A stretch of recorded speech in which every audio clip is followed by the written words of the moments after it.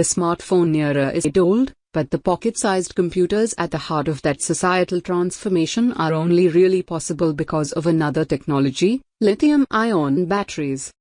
First sold commercially in 1991 by Sony for its camcorders, these types of batteries are good for much more than portable consumer electronics. They are at the center of two other technological revolutions with the power to transform society: the transition from internal combustion engines to electric vehicles, and the shift from an electric grid powered by fossil fuels to renewable energy generators that store surplus electricity in batteries for future use. So, how do these batteries work? Scientists and engineers have spent entire careers trying to build better batteries, and there are still mysteries that we do not fully understand. Improving batteries requires chemists and physicists to look at changes on the atomic level, as well as mechanical and electrical engineers who can design and assemble the battery packs that power devices. Let's consider a day in the life of two electrons. We'll name one of them Alex, and he has a friend named George. Alex lives inside a standard alkaline air battery, like in your flashlight or remote control. Inside a AO battery, there is a compartment filled with zinc and another filled with manganese oxide. At one end, the zinc only weakly hangs onto electrons like Alex. On the other end, the manganese oxide powerfully pulls electrons toward itself. In between, stopping the electrons from going directly from one side to another, is a piece of paper soaked in a solution of potassium and water, which coexist as positive potassium ions and negative hydroxide ions. When the battery is put into a device and switched on, the device's internal circuit is completed. Alex gets pulled out of the zinc, through the circuit and into the manganese oxide.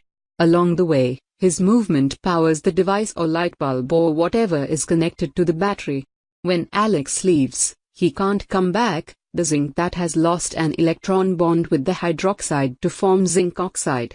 This compound is extremely stable and cannot easily be converted back into zinc.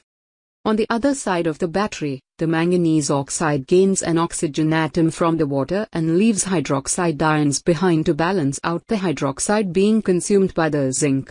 Once all of Alex's neighbors have left the zinc and moved to the manganese oxide, the battery is exhausted and needs to be recycled. Let's compare this to George, who lives in a lithium-ion battery. Lithium-ion batteries have the same basic building blocks as alkaline air cells, with a few differences that confer major advantages. George lives in graphite than zinc at holding on to electrons. And the other part of his battery is lithium cobalt oxide, which pulls electrons much more powerfully than manganese oxide, which gives his battery the ability to store much more energy in the same amount of space than an alkaline battery. The solution separating the graphite and lithium cobalt oxide contains positively charged lithium ions, which easily form and break chemical bonds as the battery is discharged and recharged. This process is not 100% efficient, though all batteries eventually lose their ability to hold energy. Nevertheless, the family of lithium-ion chemistries have been powerful enough to dominate battery technology today.